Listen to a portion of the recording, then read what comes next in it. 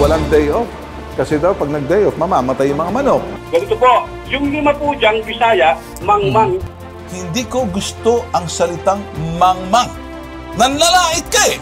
Pasensya na po.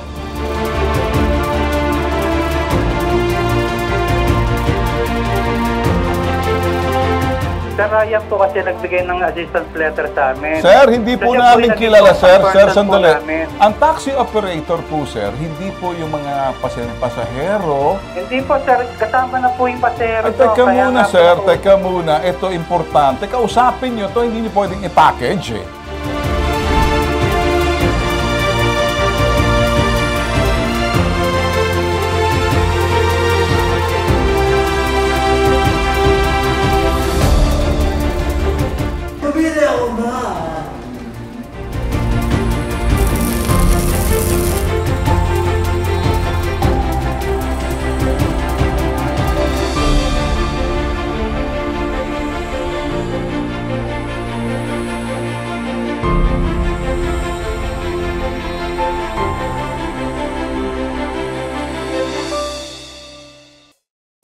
Good morning! Good morning ho sa inyo lahat. 14th of August, Monday po tayo ngayon mga boss. And kamusta ho yung mga suki ho natin sa malalayong probinsya? Maulan po sa Metro Manila and kami po ay nagsasabi ho sa inyo na una sa lahat, ugaliin po sa inyong umaga. Kasama po kami dahil iba po ang hashtag ibabitag mo. Issues, analysis, and then yung aming public service, kilos ho kung paano kumilos. And yung mga bagay na inyong mapapanood mga boss sa aming eksklusibo lamang sa Action Center. Ngayon, ay gusto ho natin bagong lahat, kayo ba'y may coffee na? Kasi mas magandang meron po tayong coffee muna sa umaga. Oh, yeah. Okay. Ito po mga importanteng bagay na malaman nyo kung kayo po'y nasa syudad. Sa naman probinsya, kapag may problemang nangyari dyan sa mga tiwangwang na proyekto ninyo sa kalsada at may naaksidente, kababayaan po yan ng inyong kontratista. Kasalanan po yan ng syudad na kung sino kinuha ng kontratista. Ngayon, ang magbabayad po yan, of course, yung kontratista sa ilalim po, pananagutan ng lokal na pamahalaan. Ganyan po nangyari doon sa Mag-ina. Ngayon, mamaya, mapapanood nyo, advance showing po rito. Sa television lang po ito namin papalabas. Eventually, couple of days after, dito po natin papalabas sa aming YouTube TV. Mamaya, standby lang po kayo, no? Kung kayo nanonood sa amin sa IBC TV 13, ganoon din po sa aming, ito ay other station, which is CLTV, Central Luzon TV 36. Panoorin niyo po ito. Baka sakaling mangyari sa inyo, alam nyo na kung saan po kayo tatakbo. Alam nyo rin ang pananagutan ng bawat lokal na pamahalaan. Kung may mga proyekto, mga signages na dapat nakapaskil dyan para makaiwas po doon sa sinasabing aksidente. Iba po nangyaring aksidente dito ng ospital. Sos Marios, nabaling ilong, tapaa dahil lamang sa nakausli na steel plate. Mamaya po yan mga bossing. So in the meantime, kami po ay magsasabi sa inyo, umpisahan na ho natin. Ito po ang salita, no? Midnight Gold Rush. Ano hong ibig sabihin yan? Isa-search man ho natin yan. Yan po ay kung titingnan, malalim po na English word ho yan. Midnight Gold Rush. Ano pong ibig sabihin ng Midnight Gold Rush? Tatagalugin po natin mga bossing.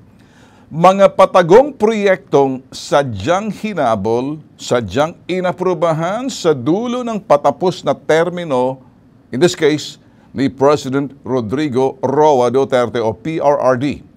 Itong ibig sabihin ng Midnight Gold Rush. May pera ho kasi. Sabi ho ni Senator J.V. Ejercito. Sila yung mga tirador na nakapaligid po sa dating Pangulo si PRRD. Sadyang pinaburan ang mga kontratistang Chino sa Manila Bay Reclamation. Kini-question ho ni Senator J.V. Ejercito. May kapangyarihan ba ang lokal na pamahalaan ng Manila noong panahon ni Mayor Isko Moreno noon na nakialam at aprobahan ng mga proyektong ito? Tanong po yan Yan pong gustong itanong ni JV Ejercito sa dito po si dating mayor, si Mayor Isko, na kayo arti-artista na lang. Of course, may sabit dito yung lokal na pamahalaan ng Maynila nung siya ay mayor pa. Malaking papel din ginagampanan ng Philippine Reclamation Authority sa 22 project contractor sa Manila Bay Reclamation. Boss, tingnan niyo po na maigi po to. Kasi medyo may kunting corruption po rito. Kung titingnan po natin, bagay na, Jesus Mariosep. Well, wala nang kawala kapag inaprubahan po ng dating administrasyon na minadali po nila. Ang papasan po yan na papatupad sa patagong proyektong minadali ay ito hong administrasyong kasalukuyan. Wala nang kawala.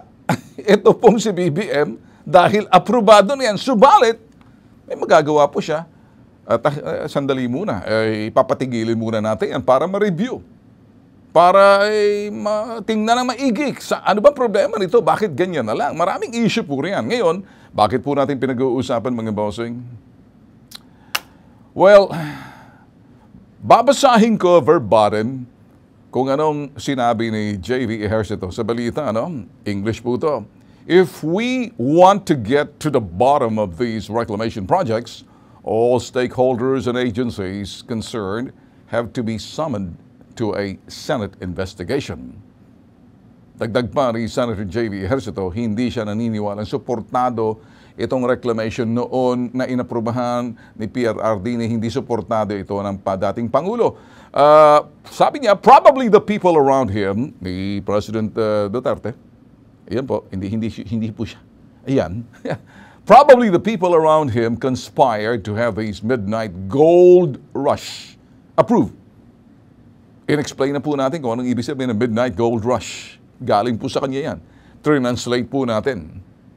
Nitong nakarang linggo, mga boss, in Senate hearing, sinabi po ng DPWH Secretary po Manuel Bunoan, walang kinalaman ng DPWH sa pag-aproba sa mga reclamation projects na yan. Kaya naniniwala po si JV Ejercito sa posibleng ito huy overreach. Medyo lumagpas sa kapangyarihan. Yung lumagpas sa kanilang mandato, overreach ng lokal na pamahalaan ng Maynila na i-award yung kontrata sa mga reclamation project na ito. Abay, medyo nagkakaproblema rito ngayon ng dating mayor, si Pogi. Pogi, ayan, ngayon artista na. Sabi po ni JV Ejercito, Senator, is it proper for LGU to award the contracts for the reclamation projects? From what I know, all bodies of water, including Manila Bay, are patrimonial assets owned by the states. Sabi niya, tama ba itong LGU? Nasa lugar ba ang LGU, lokal na pamahalaan ng Isko noon, na i-award yung contract sa mga reclamation project? Ang pagkaalam niya, lahat daw na kumakatawan ng tubig na yan, kalasamang Manila Bay, pag-aari po ng national pamahalaan. Hindi po pag-aari ng lokal na pamahalaan. Maaari sa kanila po yan, pero muna, pag yung mga lalaking proyekto, hindi na po yan sa lokal na pamahalaan. Yan po ang sinasabi po ni J.V. Ejercito. That's why, sabi niya, that's why I don't understand what happened here and why the LGUs were authorized to grant contracts. It's one of the contentious issues here. Nakita niyo mga bossing? Dagdag pa ni Senator JV, papanagutin ang mga nasa likod ng pambabalahura at paninira. Sa isa sa kinalang tanawin ng bansa, yan po'y Manila Bay. Can you believe that? Wala na po yan, nababoy na po, Minadali. May mga kumita po riyan. Kaya mga boss, sabi niya, I used to enjoy the fresh air while riding my bike now. You will inhale the sand particles because of the reclamation projects in Manila Bay. Ngayon daw, dati, nai-enjoy na raw po pag nagbabike po siya sa Manila Bay habang siya yung nagbebisikleta. Ngayon, nalalanghap muna yung mga buhangin dahil dyan sa lintek na Manila Bay. Kaya last week mga boss, itong nakarang linggo, pinasuspindi po ng Pangulong BBM, BBM, President Ferdinand Bongbong Marcos, ang lahat na reclamation project sa Manila Bay dahil sa mga nakitang irregularidad, mga bossing. So yan pong issue. Ba't po natin pinag-uusapan po ito mga boss? Baka nalilito po kayo. Magandang tanawin po yan. Binabalikan po natin. Last week, naging topic po natin to. Kaya lang ako, sinesentro ko yung inyong atensyon. Focus on this project. Kasi boss, mga bossing, ang lahat po ng mga proyektong ginagawa ho ng pamahalaan ay para sa taong bayan. Hindi po sila gumagawa ng proyekto, pangkalahatan, ang makikinabang po ay ang buong bansa. Sino po ang buong bansa? For the people, by the people, of the people. Ngayon, bakit po ganyan? Kaya po yung gobyerno natin nandyan, dahil sila po ang nagpapatupad, sila po ay nangangasiwa, inapurban, sila po ay binoto po natin, sila rin po yung mangangasiwa, mamamahala po sa lahat ng bagay na pagdating po rito sa kinalaman po sa mga ehekutibo, desisyon na ginagawa ho ng ehekutibo, pero dito po pwedeng investigahan po ng Senado kung may irregularidad ba, kung may panlalabis ba o lumagpas sa kapangyarihan ang sino man sa lokal ng pamahalaan para ibigay mo yung proyekto na yan sa mga Chinese contractors. Alam niyo mga boss in 2018 and 2019, pati ba naman ako pinupuntahan dito ng ibang mga kontratista na ngayon ay congressman na. Akikiusap sa akin, baka daw pwede ko silang i-connect kasi gusto raw nila maging kabahagi ng sinasabing proyekto dyan sa Manila Bay. Can you believe this? Sa tanggapan ko po, breakfast meeting dito, ano man kinalaman ko dyan? At ano naman kinalaman ko dyan kay Isko Moreno? Ang gusto po nila, makasabit po sila doon sa sinasabing alamin, etc. Dahil mga kontra-kontraktor po dyan. Dikit-dikit po sila. Against po talaga dyan si President Duterte noon pa man. Nagkaroon lang po siguro siya ng interest nung nagkanda problema na po tayo dahil pandemic. Yun pinag-iisipan niya, aprobahan na siguro para makakuha ng kunting kahit na papano, pantustos sa bansa dahil puro tayo utang. That was before, but then, eto na po. Nangyari ang bagay na medyo nakakita po yung mga, sabihin ho natin, mga amuyong na nakapaligid po kay President Duterte na maaaring buntot na po kasi. Buntot na ng kanyang administrasyon, papasok na po si BBM. Anong nangyari po kasi? Kaya sadyang hinabol po ng mga amuyong nakapaligid kay PRRD. Sadyang inaprubahan sa dulo po ng patapos na termino ni PRRD. Sadya nilang ito'y minadali para nang sa ganon, solve na, ipapa-implementa na lang, ipapatupad na lang ng sinasabing kasalukuyan na papasok na administrasyon ni BBM noon nung si President Duterte pa. Ngayon mga boss ko, bakit po natin pinag-uusapan to? Hear me. Ito po, may pera po dyan eh. I'm sure, nilabi na po ng mga kontratista. Look, kung sino man dyan sa lokal na pamahalaan, kung sino man yung mga nakapaligid kay President Duterte back then, bandang dulo, medyo kaya ang tawag nga dito, abay, midnight gold rush. Alam niyo yun, gabi na, nagtatrabaho pa, sinisiguro nila madaliin kasi bago pumasok yung bagong termino, ito'y plansyado na. Anong ibig sabihin po yan? Korupsyon doon sa mga taong medyo nakapaligid na hindi alam ni PRRD kasi may inaprubahan po si PRRD noon, isa lang doon ang nagpresenta, kaya lang bago po matapos ang termino, wow! 22 projects na aprubahan. Kung titingnan po, 4 lang po yun. Kay BBM, isa lang pong naaprubahan. Ayan po, na Botas City Coast Bay Reclamation Project, Pasay 360 hectare reclamation project, Pasay 265 hectare reclamation project, Horizon Manila 418 reclamation project. Yan pong mga binigyan po ng approval ni PRRD. Paano po rito? Yan po, paano po nangyari na medyo 22 projects? Ibig sabihin, 22 different contractors. Anong ibig sabihin dyan po? Mga bossing, ito lang aking masasabi po sa inyo. Abay, kaya minadali po nila kay bandang dulo, nakatanggap na po sila siguro padulas doon po sa mga nagmamadali. Doon po sa mga nasa likod po yan kasi hindi po malinaw. Nakita naman po natin yung mga naaprubahan po, ano? 4, bakit biglang naging 22? Can you believe that? Parang magic, ano? So, mga bagay na dapat malaman ninyo. Kaya itong kasalukuyang administrasyon ng BBM, tigil muna kayo, tingnan na maigi. Suriin natin. Kasi maraming issue po mga boss, ano? Hindi lang po dyan. Aba, nababalahura po yung sinasabing Manila Bay. Yung ganda po ng Manila Bay, hindi na po makikita ng mga susunod na henerasyon. Kumbaga, kwento na lang sa yan pong ganyan. While still there, enjoy it. Yun pong ibig sabihin. The sunset, kilala po, Manila Bay sunset. Wala na po yan. Matatabunan mo po yung mga puro skyline. Ano po makikita natin? Utak po kasi ng mga kurakot. Yan po mga ganyang ganda na makikita nyo. Iba, picture-picture. Makikipicture mo dyan. Kasi nakaharang na po yung mga kung anong mga lintek na mga establishmento riyan dahil may kumita mga bossing. Yun pong ibig sabihin natin dito. Alright? Binabalikan lang po natin. Ang tanong, may karapatan ba ang lokal na pamahalaan nung panahon ni Isko Moreno nang siya'y mayor na bigyan ng ito yung mga yung mag-award ng mga contractor? Mag-award sa mga contractor ng proyekto sa reclamation? Yung pong tanong ni J.V. Ejercito, Senador. Yan, tanong niya.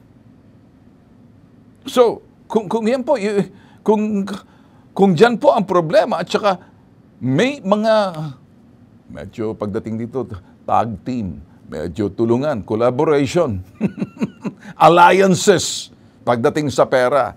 Pagdating sa pera, kaibigan. Pag medyo walang pera, galit-galit. Yun po ang kwento riyan. Hindi po ako may sabi niyan, J.V. Ejercito. Sana mapatawag sa Senate Blue Ribbon Committee para yung mga stakeholders, mga kontratista, patawag po nila, paupuin nila. Kalkalin po nila, bulat-latin po nila ang bawat mga, ito po yung mga proyekto, sino ang nag-apurba, sino ang pumirma, at sino ang mga nagbigay ng mga pahintulot niyan para makita po natin. Ang gobyerno po natin, nagtatrabaho po para sa atin, hindi po tayo sa ilalim ng gobyerno, at kaya po na may gobyerno para sa mga tao po yan. Ginawa po yan dahil the old man, at tandaan niyo po yung sinasabi po ng depunto, kayo ang boss ko. Sino pa Kayo ang boss ko. Tapos meron din doon sa mga Saan po kurak. kayo kumukuha ng kapal na mukha? Siya po yan. Rest in peace. Yan pong legacy na saan po kayo kumukuha ng kapal na mukha? Na manadali ninyo, nalusutan ninyo, dahil paptapos na buntot na ng termino ng dating Pangulo, inahabol ninyo para mapasok ninyo. Mga putok sa buho talaga. Mario Josep na to. Anyway, mga boss, coffee uli. Baka lumabig na.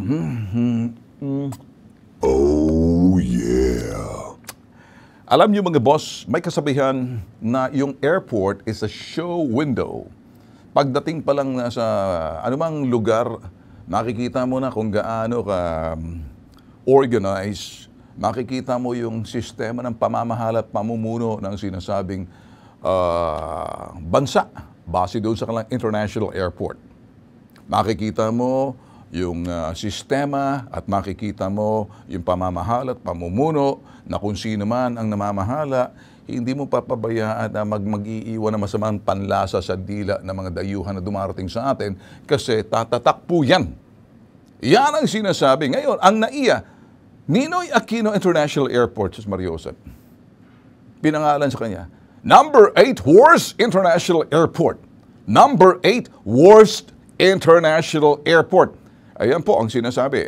Ayan po, based on yan, passenger queuing time, ibig sabihin, yun ang pagpipila. Yun pong study po by International Vacation Rental Company. Sila po yan. Independent po yan. According to Kasago.com, yung resulta daw po nitong pag-aaral ito ay base doon sa mga pasaherong tinanong po nila, nakalap po nila, pag-aanalisa po nila doon sa sinasabing airlinequality.com, yung mga nagbabiyahe. Sila po magbibigay po ng sinasabing, siguro ratings pagdating kung either from 1 to 5 star. Wala po tayo 5 star. Worst Kuwait Airport daw sa kanila. Ito, Kuwait International Airport, number 1. Worst, number 2. Dalaman, Turkey International Airport, Tribhuvan International Airport sa Nepal. Diyos Mario Josep, naman po ito. Islam Tarimov, Tashkent, Uzbekistan. And then King Abdulaziz International Airport, Jeddah, Saudi Arabia, number 5. 6, Chennai International Airport, Tamil Nadu, India. 7, Phuket International Airport, Thailand. Number 8, wala ba tayong drum dyan? Wala. Ninoy Aquino International Airport, Philippines. Wow. Okay. How can we be proud of this? Diyan po kasi nakikita po natin mga sablay. Kaya ngayon po ay maglalaan daw po na malaki ilang bilyones sa atin. Hindi ko kabisado. How many billions of pesos na ilalagay? 2 billion pesos para ma-improve yung sinasabing airport ngayong 2024. Problema po natin para ma-improve po natin, ma-upgrade po natin yung infrastructure ng airport po natin dyan sa Ninoy Aquino International Airport. Importante po dito. Ang pag-upgrade po yan, hindi lang doon sa infrastructure. Ang pag-upgrade niyan doon sa technical, professional know-how nung nangangasiwa. Aanhin mo yung istruktura kung yung mga nangangasiwa tatanga-tanga. Natutulog sa pansitan. Kaya naman ang mga pasahero nagkakalintek-lintek. Pasensya na po kayo sa aking lengguwahe, ano? May galit ba ako? Hindi. Nagpapaliwanag lang at yung galit na yan ay galing sa taong bayan. So far as I'm concerned, I haven't really experienced anything about, delay or airline delay. But as far as I'm concerned, nakikita ko na medyo hindi na po gumagana kahit Ninoy Aquino International Airport 1 and 2 and 3, they're all listening. Panahon na maayos talaga ito. Kung sakalang ito'y pinaayos na ng ating pamahalaan, importante rito nangangasiwa. DOTR! Secretary Bautista, gising! Ang bitang po, ever since, we're always pro-law enforcement. Alam po namin ang trabaho ng mga law enforcers, kaya lang kuminsan nagkakaproblema po tayo. Alam nyo mga boss, sunod-sunod na po yung kapalpakan po na nangyayari po sa hanay ng Philippine National Police. May kinalaman po ito dito siguro sa mga confusion na nangyayari po.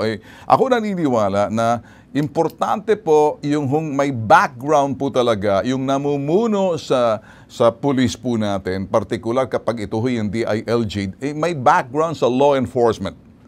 May background po siya sa military or military personnel siya dati, law enforcement. Si Benhur Abalos po, politiko po.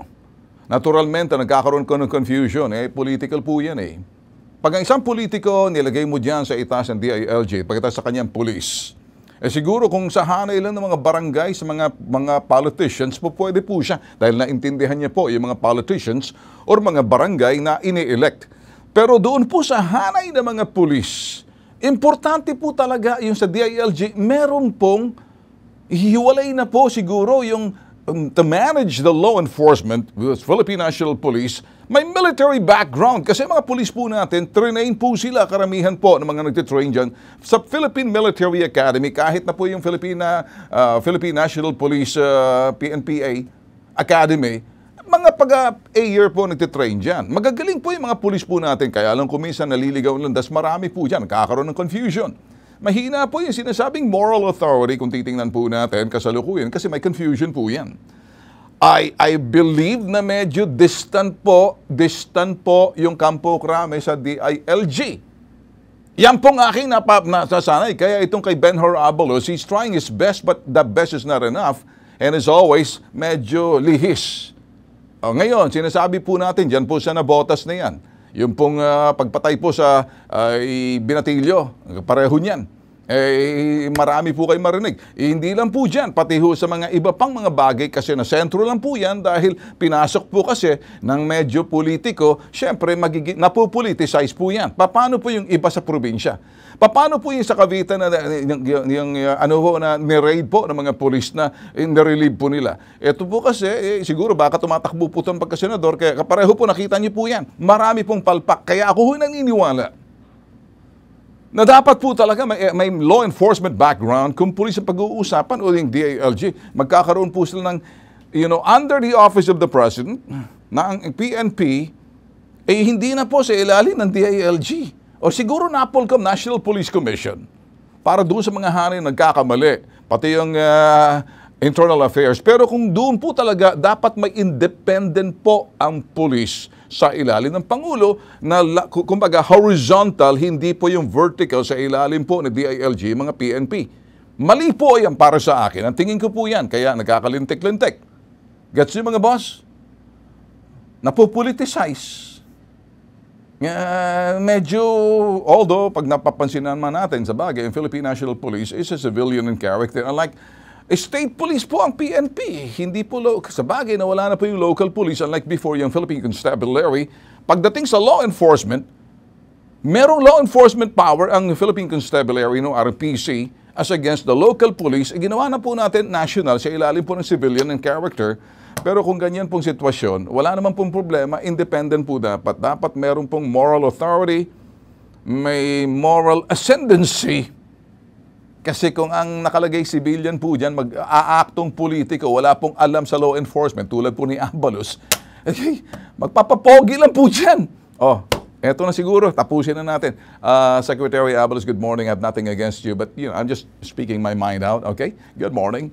Mga boss, sana may nakuha ho kayo rito na impormasyon or bagay na kung magbibigay po sa inyo ng kaalaman sa susunod pag may mga problemang ganito, lalo na kapag mga kontratistang pabaya sa anumang syudad, may napinsala o may sakuna, hindi po pwedeng ligtas sila, ipapasa-pasa po kayo. Yun pong sinasabi po namin, kung may mga kahalintulad po na reklamong kapareho na, hashtag ipabitag niyo mga bossing. Ganun lang po kasimple. Lalo po tayo hindi na kinakailang magmamakaawa yung pobre para makakuha ng bayad. Kapabayaan ninyo. Tapos papasa nyo sa iba. Hindi ba nakakabuisit? Diyos Maria Joseph na yan. Okay, mga boss, kami po nagpapasalamat po sa inyong pagtutok po sa amin. Ugaliin na lang po na sabayan po kami sa umaga, 8 in the morning hanggang 9. Ito pong kakaibang programa sa telebisyon, Issues, Analysis, and Public Service. Adios.